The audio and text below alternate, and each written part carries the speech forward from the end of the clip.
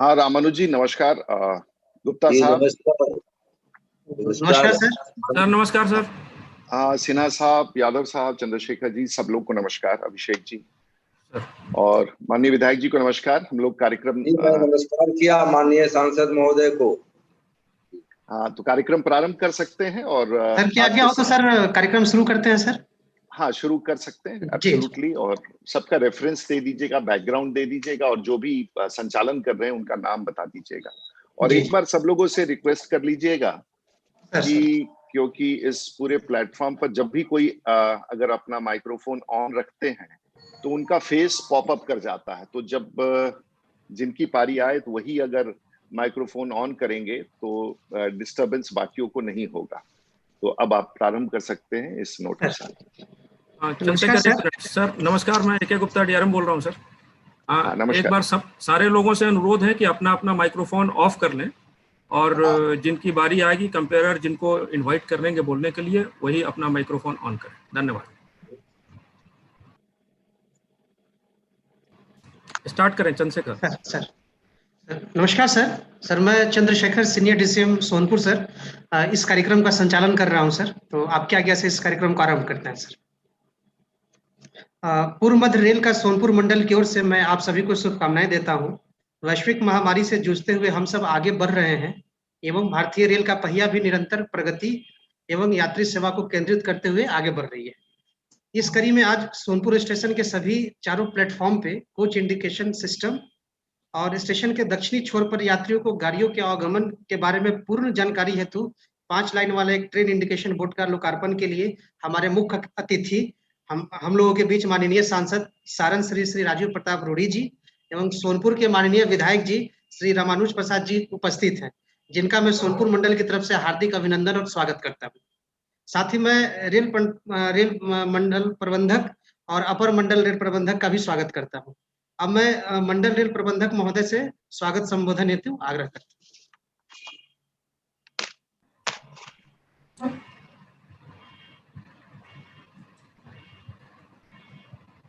नमस्कार। यह हमारे लिए सौभाग्य का विषय है कि आज सोनपुर स्टेशन पर कोच गाइडेंस सिस्टम एवं ट्रेन इंडिकेशन बोर्ड के लोकार्पण के लिए हमारे बीच माननीय सांसद सारण श्री राजीव प्रताप रूडी जी एवं माननीय विधायक सोनपुर डॉक्टर श्री रामानुज प्रसाद जी उपस्थित हैं। सोनपुर मंडल की तरफ से और 24 कोच की लंबी गाड़ी में एक खास कोच को ढूंढना एक बड़ी चुनौती है। इसके समाधान हेतु और यात्रियों को उनके कोच के सही जानकारी हेतु सोनपुर स्टेशन के चारों प्लेटफॉर्म पर कोच गाइडेंस सिस्टम की व्यवस्था की गई है।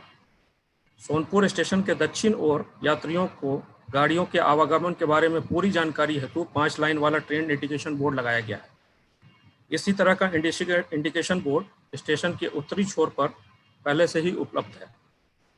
इन सुविधाओं से यात्रियों को समय से पूर्व अपने अपने कोचों एवं गाड़ी के आने जाने का समय और सही प्लेटफॉर्म की जानकारी मिल सकेगी। इन दोनों सुविधाओं की व्यवस्था 76 लाख रुपए की लागत से की गई है। सोनपुर मंडल के लिए गर्व का विषय है कि इस अत्यंत महत्वपूर्ण यात्री सुविधा का लोकार्पण माननीय सांसद श्री रूडी जी के कर कमलों द्वारा एवं माननीय विधायक सोनपुर डॉक्टर रामानुज प्रसाद जी की गर्मान्वय उपस्थिति में आज संपन्न हो रहा है। महोदय, आपने इस कार्यक्रम में सम्मिलित होने के लिए अपने व्यस्त कार्यक्रम से समय निकाला, इसके लिए हम आपके आभारी हैं। हमें पूरा विश्वास है कि आपके सुझाव एवं मार्गदर्शन से सोनपुर मंडल नई ऊंचाइयों को प्राप्त करेगा। धन्यवाद। धन्यवाद सर। सर सोनपुर से संबंधित एक हम लोगों ने 1 मिनट का एक वीडियो बनाया है सर। आप क्या क्या हो तो आप लोग के समक्ष प्रस्तुत है सर। सीनियर डीसी साहब।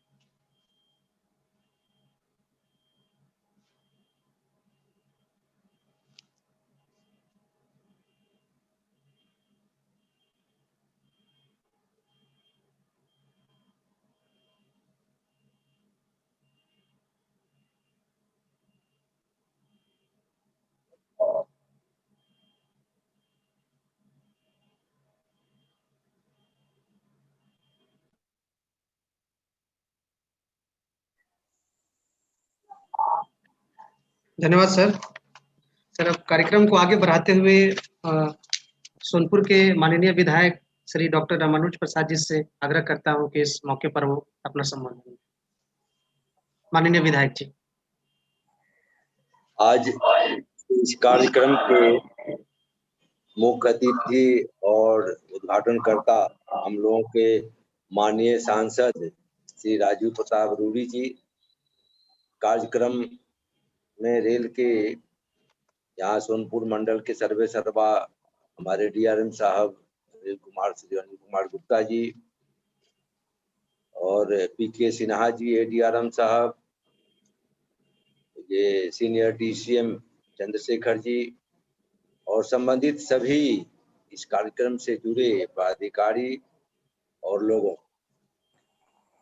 मैं स्थानीय विधायक और यहाँ का नागरिक, मैं पैदा भी डीआरएम कार्यालय के बगल में मेरा गांव है, बल्कि हम लोगों का घर में है डीआरएम कार्यालय और रेल परिसर।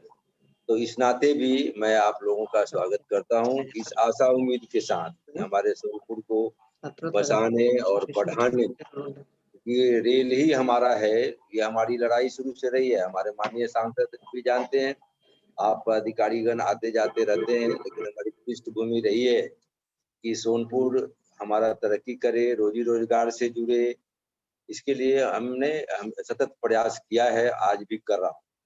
इसमें आप जो तमाम पदाधिकारी हैं, उनसे आपके सहयोग, आपके विकासात्मक कार्य और आपकी कार्य तत्परता के लिए मैं पूरे ये मैंने आशान्वित और आशा विश्वास के साथ ये उम्मीद करता हूँ कि आप हमारे रेल को बढ़ाएंगे तो हमारे सोनपुर के लोगों का, हमारे यहाँ चाहे अमीर हो गरीब हो, आपने एक प्रोमो जो दिखलाया सोनपुर मेला और दूसरा रह सह के रेल, हमारी जो बसावट है, आधा हम दियारा में है, आधा हम चौड़ में है, कभी आधा सूख गया तो आधा बह गया।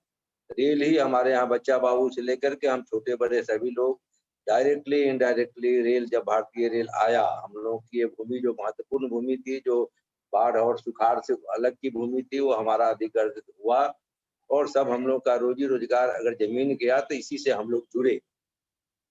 आज भी रेल के विकास हमारे लोगों का विकास है।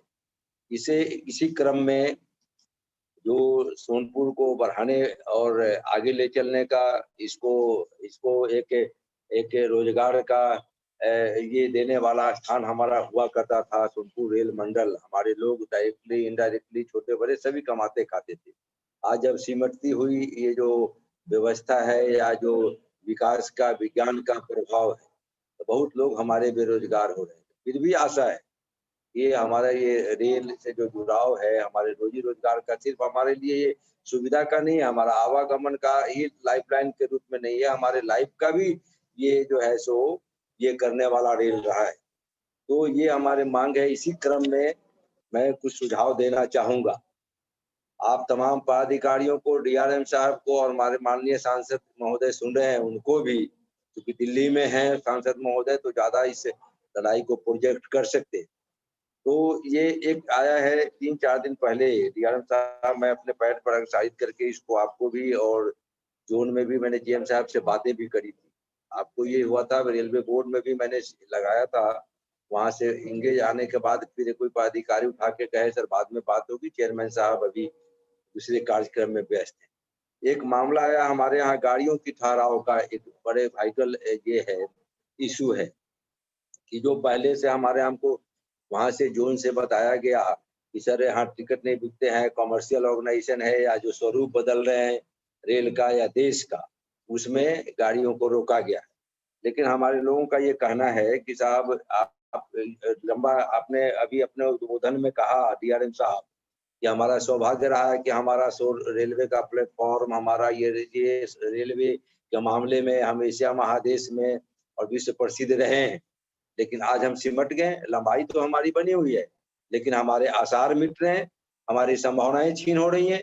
तो इसमें एक अवध आसाम गाड़ी है, इसका नंबर है 05910/05909।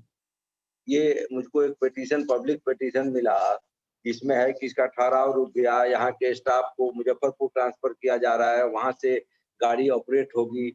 तो मैं ये चाहूंगा, आपको भेजा है हमारा ये ना, मैं फिर से भेजवाऊंगा, इसी कॉपी मैं माननीय सांसद को भी दूंगा, बोर्ड को भी भेज रहा हूँ। तो इस तरह की जो गाड़ियां हमारे यहाँ बंद हो रही है, तो उसको उसको अगर थोड़ा कमर्शियल ऑर्गेनाइजेशन है या वो कमर्शियल इंटरेस्ट नहीं भी आ रहा है, लेकिन वेलफेयर स्टेट के हम लोग सिटीजन हैं, ये भी हमारे ख्याल में रहे सरकार का वेलफेयर के ये, इसको डीआरएम साहब अपने लेवल से भी आप एडवोकेट करिए हमारे केस को, और भी आप जो हो सकता है करिए, और आगे अगर अग्रसारित करना हो तो करिए कि हमारे यहाँ जो अवध असम का मामला हो, या हमारे पैसेंजर ट्रेन कई रोक दिए गए।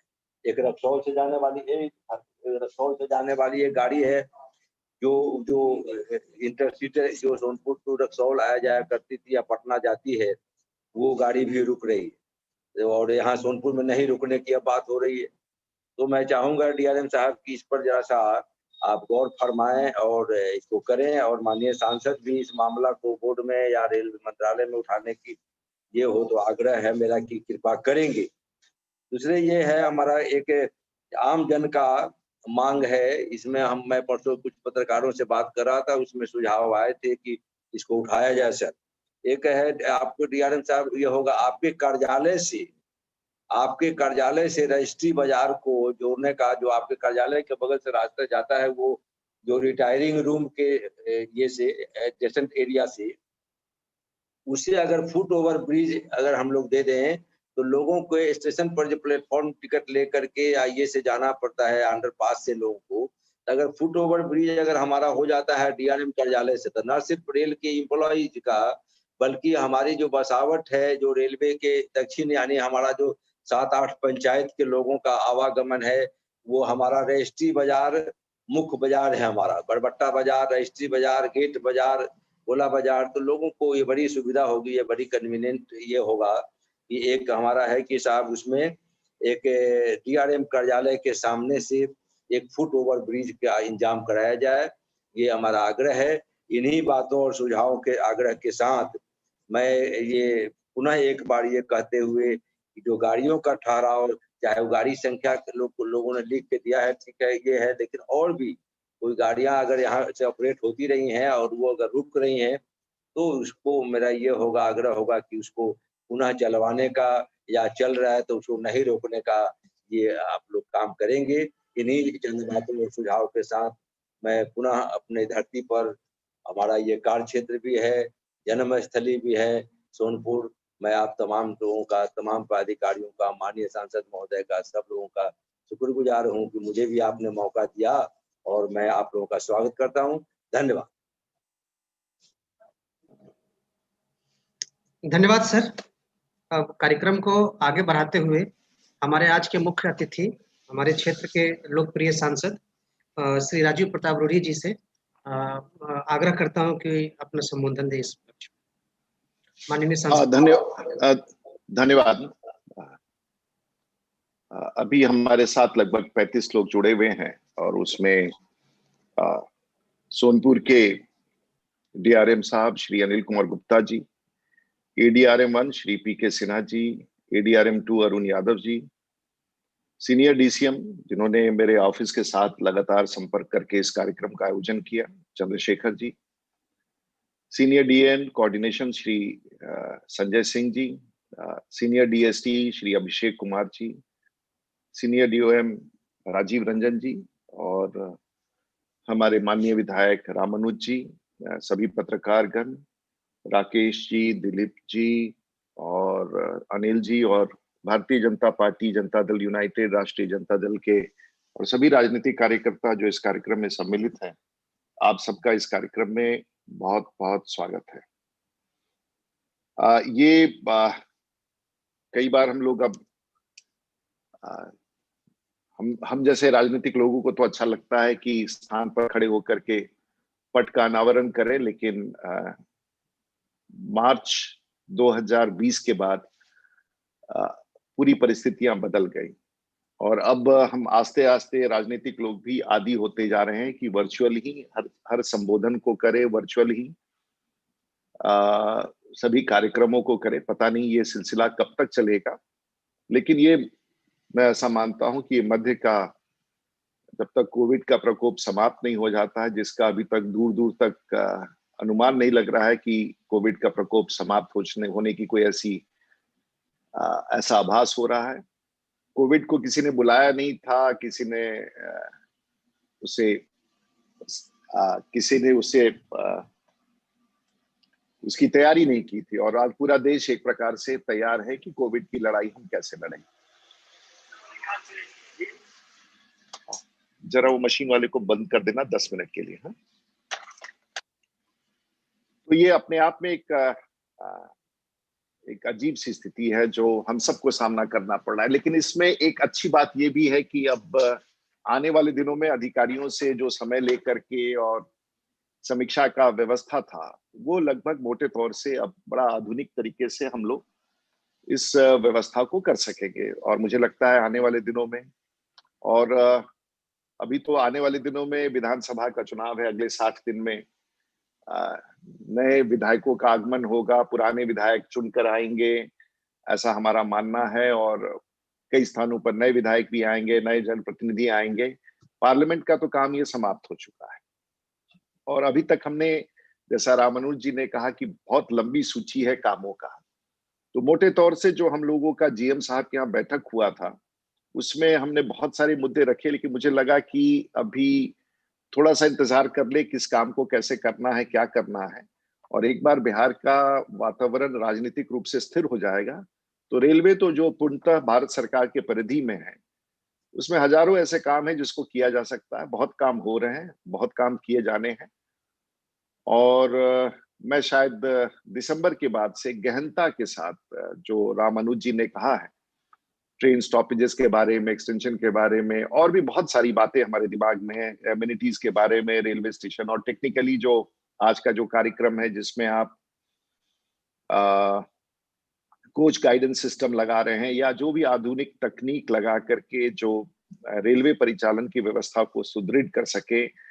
अतिरिक्त प्लेटफॉर्म की दक्षिणी छोर पर 5 लाइन वाला एक ट्रेन इंडिकेशन बोर्ड का, तो ये सब चीजें जो लगा रहे हैं, ये रेलवे का आधुनिकीकरण या फिर प्रगति की ही बात कही जा सकती है। लेकिन बहुत सारे विषय ऐसे हैं, और जिस रेल पर भारत के 2 करोड़ लोग प्रत्येक दिन चलते हो, तो शायद ऐसा लोक उपक्रम पूरी दुनिया में नहीं है।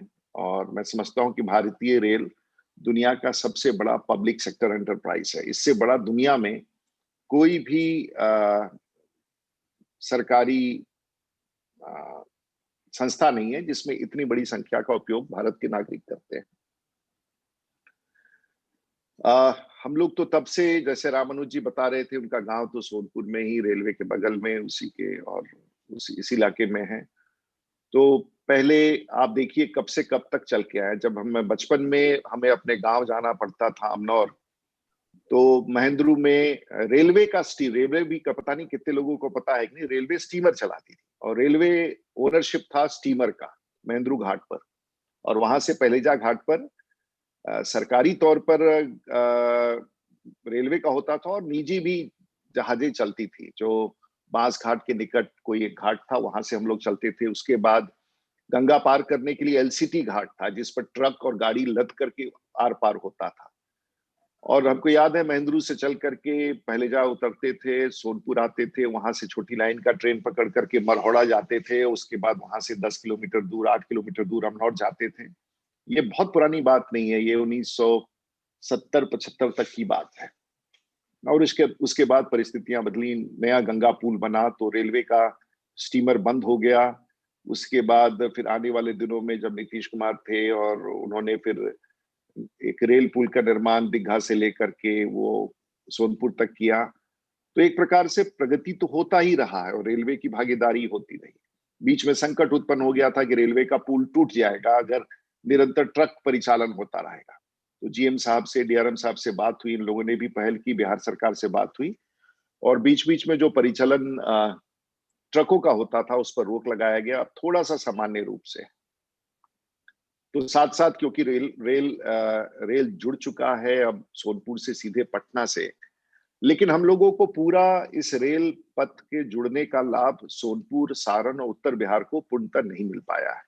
इस पर भी मैंने गहन अध्ययन किया है। इसको समय के साथ इसकी पूरी उपयोगिता, अगर 1000 करोड़ का पुल बन जाए तो उस पर रेल का परिचालन ना हो पाए और उतने पर्याप्त संख्या में, तो 1000 करोड़ रुपया का जो निवेश है उसका कॉस्ट बेनिफिट नहीं निकलता है।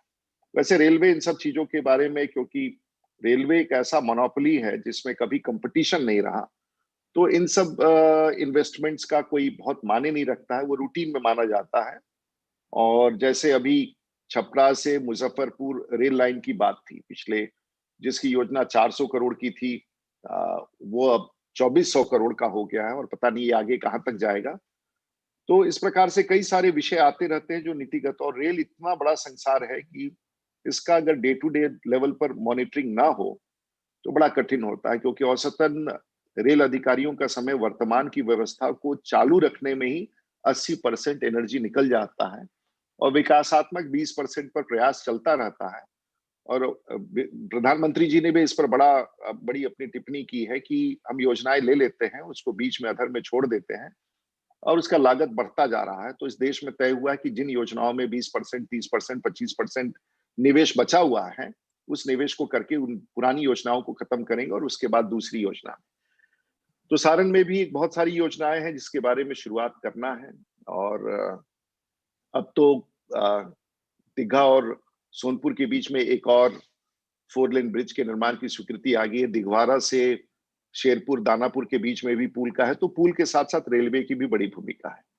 जैसा कि अभी रामानुज जी कह रहे थे, रक्सौल तक का, और सबसे बड़ा पर्यटन के रूप में वाल्मीकि नगर रिजर्व, जो टाइगर रिजर्व है, जो देश और दुनिया का सबसे सुंदर रिजर्व बहुत बन सकता है।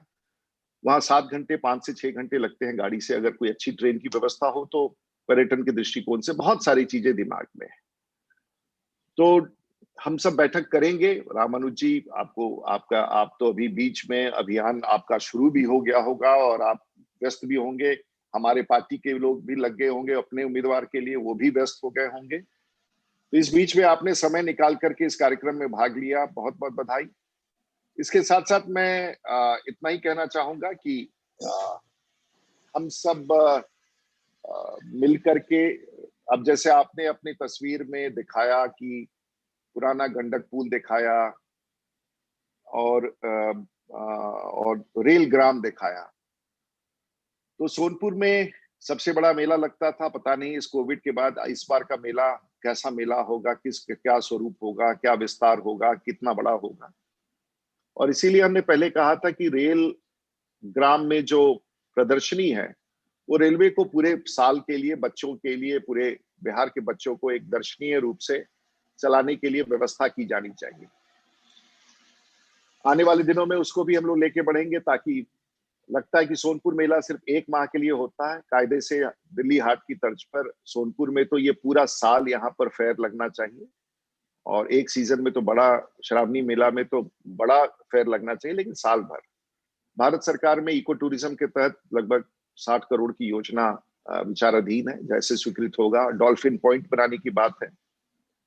और हम लोगों ने ये भी कहा था कि गंडक का पुल सबसे सुंदर पुल है। अगर आप डीआरएन साहब मौका मिले तो जरा एक बार घाट पर जाके देखिएगा, और सभी अधिकारियों से, क्योंकि आप लोग अगर रेलवे कॉलोनी के दीवार जो आपने बहुत मजबूती से बना रखा है उसके बाहर जाएंगे तो आपको घाट दिखेगा। और कभी कभी अपने फैमिली के साथ उस घाट पर जाके, और जब पानी रहता है तो देखिए। और अभी तो एक वॉकवे हाथी घाट से काली घाट तक जो वॉकवे बन रहा है, और वहां खड़े होकर लगता है कि अगर आपके पूल को लाइट कर दिया जाए, कलर्ड लाइट से अगर सजा दिया जाए, तो देश का सबसे खूबसूरत रेल ब्रिज फ्रंट बन सकता है, जो बहुत लोग देखना चाहेंगे। तो बहुत सारी चीजें हैं। हालांकि ये रेलवे का मूल काम नहीं है, आपके पास ऐसी ही बहुत चुनौतियां हैं जिसके बारे में हम लोगों ने बातचीत किया था। तो डीआरएम साहब, जीएम साहब के साथ मिलकर के हम लोग आगे का काम करेंगे। लेकिन आप सब लोग रेल के कर्मचारी जो पूरे भारतवर्ष में आप दूर दूर से आकर के अपना सेवा यहाँ देते हैं, बहुत सारे इश्यूज होते हैं, क्योंकि देहातों को जोड़ने का सबसे बड़ा काम आप, और सबसे बड़ा संकट है कि सोनपुर डीआरएम ऑफिस है, लेकिन आपका जुरिस्डिक्शन कचहरी के बाद शुरू होता है, तो वहां से कई सारे हॉल्ट्स हैं, कई सारे मैंने एक पत्र भी भेजा है। चलिए वो सब हम लोग करते रहेंगे, लेकिन डीआरएम साहब, आप लोगों ने कम से कम प्रयास करके इस छोटे से कार्यक्रम में, रेलवे के लिए करोड़ 1.5 करोड़ का योजना कोई बड़ा नहीं होता है, फिर भी इस प्रकार से आपके कार्यों की समीक्षा भी हो जाती है, जो बहुत संतोषजनक लगता है कि आपने सांसद को, विधायक को, जनप्रतिनिधियों को इसी प्लेटफॉर्म पर जोड़ने का प्रयास किया और कुछ सुनने का भी प्रयास किया। तो मुझे विश्वास है कि आप सब लोग, जैसे कि एक बड़ी योजना है जिसके बारे में जीएम साहब ने भी अपना रिकमेंडेशन भेजा है, उत्तर बिहार के लिए और पूरे बिहार के लिए मेट्रो या सबर्बन रेलवे का जो शेड बनना है पहलेजा में, लगभग 200 सवा 200 करोड़ का प्रोजेक्ट है। उसको आप लोगों ने प्रस्ताव में भेजा है, पिछले बजट में स्वीकृत नहीं हुआ, इस बार भी नहीं दिख रहा है, लेकिन मैं प्रयत्नशील हूं कि वो भी जो जमीन है आपका वहां, उस पर वीडियो ले लेना। जो मेमू शेड के लिए जो प्रस्ताव आपके यहाँ से और जीएम ऑफिस से भारत सरकार के रेलवे बोर्ड में गया है, यदि इसकी स्थापना होगी तो जो रामानुज जी कह रहे थे कि रोजगार के, तो इस बिंदु पर एक बड़ा केंद्र बिंदु बनेगा और पूरे बिहार में जो मेट्रो या सबर्बन, मेट्रो नहीं कहेंगे, सबर्बन रेलवे का जो नेटवर्क होगा, उसकी शुरुआत या साइडिंग या शाम को जो मेंटेनेंस में वापस ट्रेनें आके रुकती हैं, यहीं से हो सकेगा। और मुझे विश्वास है कि अगले साल 2 साल में इस काम को भी हम लोग पूरा कराने में सक्षम होंगे। तो ये एक बड़ी योजना है रेलवे के लिए, जो सभी योजनाओं के आगे होगा, क्योंकि हाल फिलहाल बेला रेल फैक्ट्री के बाद और मरोड़ा रेल फैक्ट्री के बाद कोई बड़ा काम रेलवेज का अभी हमारे क्षेत्र में दिख नहीं रहा है। तो मुझे लगता है कि ये बड़ा काम हो सकेगा और फिर से आप सभी लोगों का, सभी अधिकारियों का, सभी कार्यकर्ताओं का, नेताओं का और पत्रकारों की भूमिका हम सबको डे टू डे जानकारी देने में उपलब्ध रहती है। मैं आप सबका आभार व्यक्त करते हुए अपनी बात समाप्त करता हूँ। धन्यवाद सर। आपके सर एप्रिसिएशंस के वर्ड और जो सुझाव आपने रखे सर, ये मंडल के लिए प्रेरणा के रूप में काम करेंगे और हमें भरोसा है सर, उस प्रेरणा और उस सलाह के बल पर ये मंडल और आगे बढ़ेगा। सर, अब कार्यक्रम को आगे बढ़ाते हुए आपकी आज्ञा हो सर, तो वीडियो कॉन्फ्रेंसिंग के माध्यम से जिस सुविधा का सर आज लोकार्पण होना है, तो आपके कैसे उसका सर किया जाए सर। जय जय जय सीनियर डीएसपी साहब।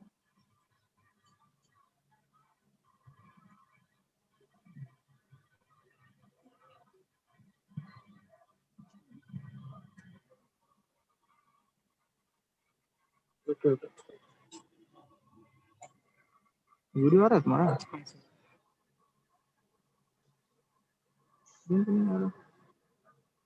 वीडियो ऑन है?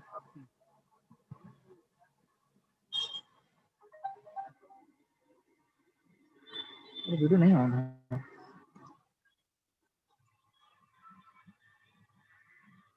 ऑन है वीडियो।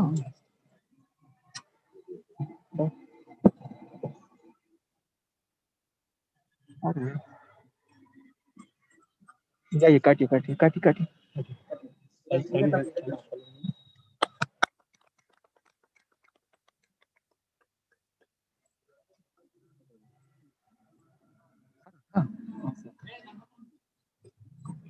अभी रुको।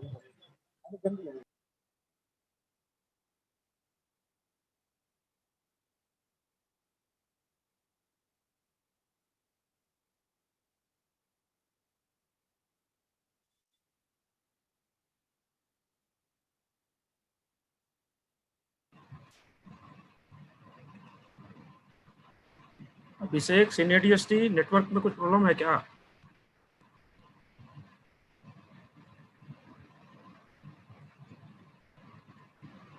अभिषेक, सीनियर डीएसटी साहब।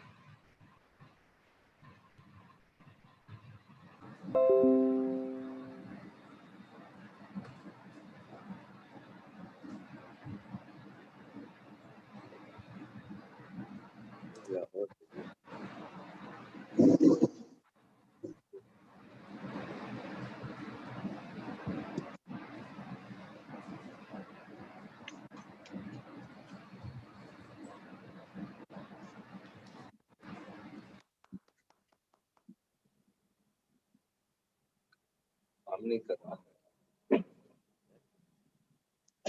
बड़ी हो गई।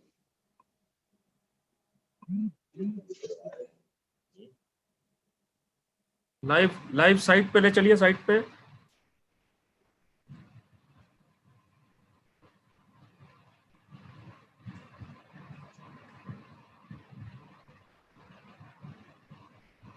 चंद्रशेखर सर बताइए कौन सर फीता काट रही है, बताइए उनका सर, इंट्रोडक्शन चूंकि दीजिए। आपने पहले ही जिक्र किया कि कोविड-19 के कारण और वैश्विक महामारी के कारण सर आप दिल्ली से कर रहे हैं इसका वीडियो कॉन्फ्रेंसिंग के माध्यम से, और साइट पे आप नहीं सर रह पा रहे हैं, तो आपके आज्ञा से सर हमारी एक रेलवे कर्मचारी है, महिला कर्मचारी ज्योति कुमारी, जो ट्रैफिक पोर्टर हैं यहीं सोनपुर में सर, आपकी आज्ञा हो तो सर आपके बिहाफ पर वो रिबन काट कर इसका लोकार्पण करेंगे सर।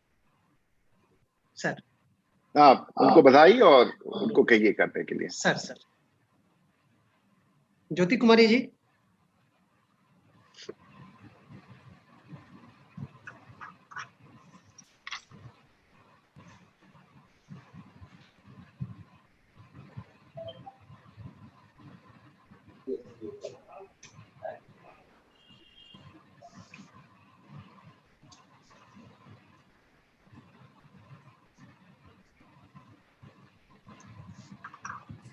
ज्योति जी कहाँ चली गई, दिख नहीं रही हैं।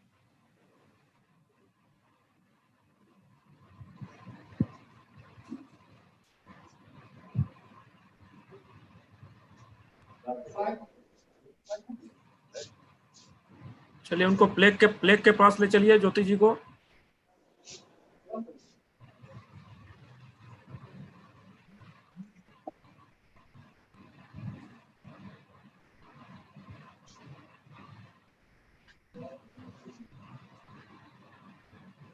कोई बात नहीं, कैमरा फोकस नहीं है रिबन पर, कोई बात नहीं, तो हम लोग इसको मान ले। और बहुत बहुत बधाई आप सब लोगों को।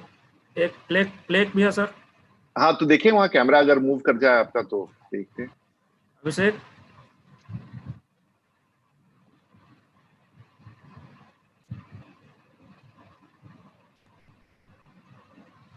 ठीक है आप। हाँ बहुत बहुत बधाई, बहुत बढ़िया, वेरी नाइस, बहुत बहुत बधाई, धन्यवाद, थैंक यू सर। सर अब धन्यवाद ज्योति जी। सर अब कार्यक्रम को आगे बढ़ाते हुए अब मैं अपर मंडल रेल प्रबंधक महोदय श्री पीके सिन्हा जी से धन्यवाद ज्ञापन के लिए आमंत्रित करता हूँ। हमारे सारण के लोकप्रिय सांसद माननीय श्री राजीव प्रताप रूडी जी, सोनपुर के विधायक डॉक्टर श्री रामानुज प्रसाद जी, इस वेबकास्ट में उपस्थित लोक प्रतिनिधिगण, प्रिंट एवं मीडिया जगत के सभी पत्रकार बंधु, रेलवे के सभी अधिकारी कर्मचारी, देवी एवं सज्जनों, मैं पीके सिन्हा अपर मंडल रेल प्रबंधक 1 आप सभी का स्वागत करता हूं। आज हमारे लिए अपार हर्ष का दिन है कि सोनपुर स्टेशन पर यात्री सुविधाओं में कोच इंडिकेशन बोर्ड एवं ट्रेन इंडिकेशन बोर्ड जुड़ गया है। मैं माननीय सांसद एवं माननीय विधायक महोदय का शुक्रगुजार हूं कि उन्होंने अपनी गरिमामयी उपस्थिति देकर इस कार्यक्रम को सफल बनाया है। हम इसके लिए उन्हें हृदय से बधाई और धन्यवाद देते हैं। हम सभी मीडिया के बंधुओं एवं अन्य उपस्थित सभी लोक प्रतिनिधिगण एवं कर्मचारियों का भी धन्यवाद देते हैं जिनकी उपस्थिति ने इस कार्यक्रम को 4 चांद लगाया। अंत में आप सभी को फिर से एक बार धन्यवाद। धन्यवाद सर। धन्यवाद सर। धन्यवाद सर को बहुत बहुत धन्यवाद। हम लोग मुलाकात होगी शीघ्र। आप सबके परिवार को और आप सब लोग को फिर से एक बार बहुत बहुत बधाई, धन्यवाद, नमस्कार सब लोगों को। नमस्कार। नमस्कार।